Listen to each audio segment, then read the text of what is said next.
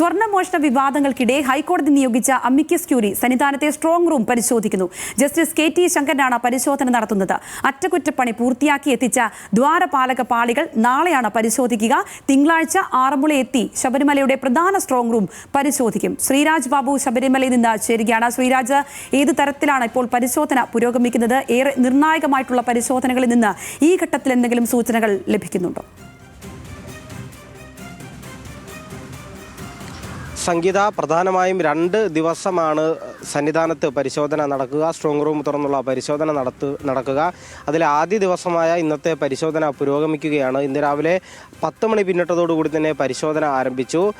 ശേഷം നാളെയും പരിശോധന തുടരും. 2 ദിവസത്തെ പരിശോധനയ്ക്ക് ശേഷമാണ് പ്രധാന സ്ട്രോങ് റൂമായ ആറന്മുളയിലെ സ്ട്രോങ് റൂമും തുറന്ന് പരിശോധന നടത്തുക. പ്രധാനമായും ഈ ഭക്തർ കാലങ്ങളായി ഇവിടേക്ക് നൽകിയ സ്വർണവും വെള്ളിയും ഉൾപ്പെടെയുള്ള വസ്തുവകകൾ, അമൂല്യമായ വസ്തുവകകൾ പരിശോധിക്കുക. അതിലേതെങ്കിലും തരത്തിലുള്ള ക്രമക്കേടുകളോ പൊരുത്തക്കേടുകളോ കണ്ടു കഴിഞ്ഞാൽ തൂക്കമടക്കം പരിശോധിക്കുന്ന തരത്തിലേക്ക് കടക്കും. അത്തരത്തിൽ ഉള്ള വിശദമായ പരിശോധന തന്നെയാണ് നടക്കുന്നത്. ഇതിൽ ലക്ഷ്യം വയ്ക്കുന്നത്, ഹൈക്കോടതി അടക്കം ലക്ഷ്യം വയ്ക്കുന്നത്, ഇത്തരത്തിൽ കാലങ്ങളായി ഇവിടെ സമർപ്പിക്കപ്പെട്ടിട്ടുള്ള വസ്തുവകകളെല്ലാം തന്നെ വളരെ കൃത്യമായി തന്നെ ഉണ്ടോ, അത്തരത്തിൽ അതിൻ്റെ കണക്കെടുപ്പ് എല്ലാം തന്നെയാണ് ഈ ഒരു പരിശോധനയുടെ ലക്ഷ്യം ഇടുന്നത്. എന്തായാലും ഈ പരിശോധനയിൽ ഇത്തരത്തിൽ ഏതെങ്കിലും തരത്തിലുള്ള ക്രമക്കേടുകൾ കണ്ടെത്തിയാൽ അതിലും ഒരു തുടർ നടപടി, ശക്തമായ നടപടി എന്തായാലും ഉണ്ടാകും. അതുപോലെ തന്നെ നാളത്തെ ദിവസം ഈ അറ്റകുറ്റപ്പണികൾ പൂർത്തിയാക്കി കൊണ്ടുവന്നിട്ടുള്ള സ്വർണ്ണപ്പാളികളുടേതടക്കമുള്ള